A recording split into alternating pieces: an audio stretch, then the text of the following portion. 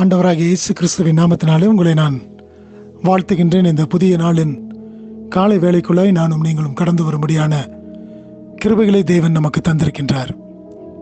ஒவ்வொரு நாளின் காலை வேளையிலும் அவருடைய கிருபை புதியதாய் இருக்கிறது என்று சொல்லி வேதத்தில் நாம் பார்ப்பது போல இந்த நாளின் காலை வேளையிலும் கூட ஒரு புதிய நாளுக்குள்ளாய் நானும் நீங்களும் பிரவேசித்திருக்கும் பொழுது அவருடைய கிருபை புதியதாய், அவருடைய கிருபை நம்மை தாங்கக்கூடியதாய், வழி நடத்தக்கூடியதாய் காணப்படுகிறது என்று சொல்லி நாம் அறிந்திருக்கின்றபடியினாலே இந்த நம்பிக்கையின் விசுவாசத்தோடு கூட தானே நானும் நீங்களும் அவருடைய சமூகத்தில் கடந்து வந்திருக்கின்றோம்.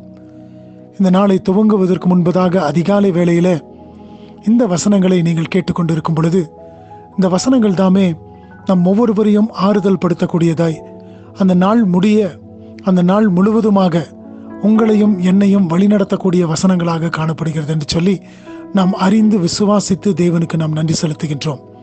இந்த நாளின் காலை வேளையிலும் கூட 55வது சங்கீதத்தின் 17வது வசனத்தை நான் வாசிக்கின்றேன்.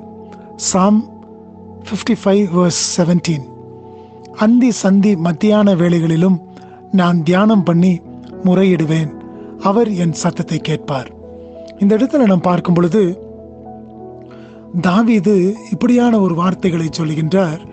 அந்தி சந்தி மத்தியான வேளைகளிலே நாம் தேவனை நோக்கி நான் தியானித்து முறையிடுவேன்.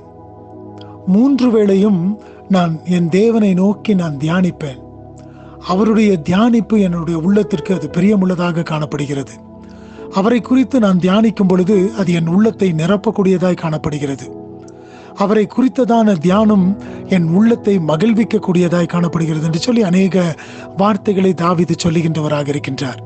இந்த இடத்துல பார்க்கும் பொழுது 3 வேளைகளிலும், அந்தி சந்தி மத்தியான வேளைகளிலும் கூட நான் என் தேவனை நோக்கி நான் தியானிப்பேன். அருமையான தேவச்சனமே, இந்த நாளின் காலை வேளையில நாம் வந்திருக்கும் பொழுது நாம் தேவனை நோக்கி தியானிக்கின்ற தியானம் எப்படிப்பட்டதாய் காணப்படுகிறது?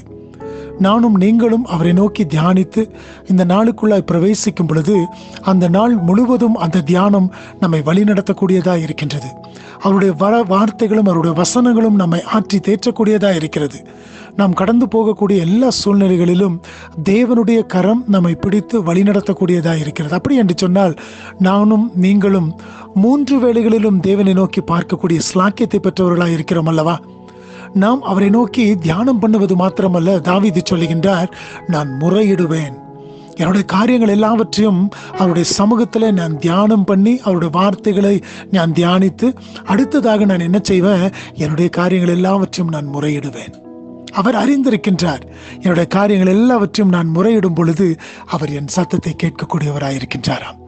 இந்த நாளின் கால வேளையிலும் கூட நானும் நீங்களும் அவருடைய சமூகத்தில் வந்திருக்கும் பொழுது அவர் நம்முடைய சத்தத்தை கேட்கக்கூடிய தேவனாக இருக்கின்றார். அவர் காதுகள் இருந்தும் கேளாதவர் போல இருக்கின்ற ஒரு தெய்வம் அல்ல. அவர் காதுகள் உடைய தேவன், நம்முடைய சத்தத்தை கேட்கக்கூடிய தேவன். ஆகினாலே உங்கள் முறையிடுதலை அவர் கேட்கக்கூடியவராய், அவைகளுக்கு ஏற்ற விதமாய் தம்முடைய சித்தப்படி உங்களை நடத்தக்கூடியவராய், உங்களுடைய தேவைகளை அவர் சந்திக்கக்கூடிய தேவனாக இருக்கின்றார். ஆகினால இந்த காலை வேளையிலும் கூட இப்படிப்பட்ட தேவனுடைய சமூகத்தில் வந்திருக்கும் பொழுது அவருக்கு நன்றி செலுத்தினவர்களாய் இந்த நாளுக்குள்ளாய் நாம் கடந்து செல்வோமா? அப்படி நாம் கடந்து போகும் பொழுது தேவன் நம்முடைய சத்தத்திற்கு பதில் தந்து நம்ம இந்த நாள் முழுவதும் நாம் கடந்து செல்கின்ற காரியங்கள் எல்லாவற்றிலும் அவருடைய கரமும் அவருடைய வழி நடத்துதலும் நம்மோடு கூட இருந்து வழி நடத்தும். தேவன் தாமே உங்களை ஆசீர்வதிப்பாராக. ஆமென்.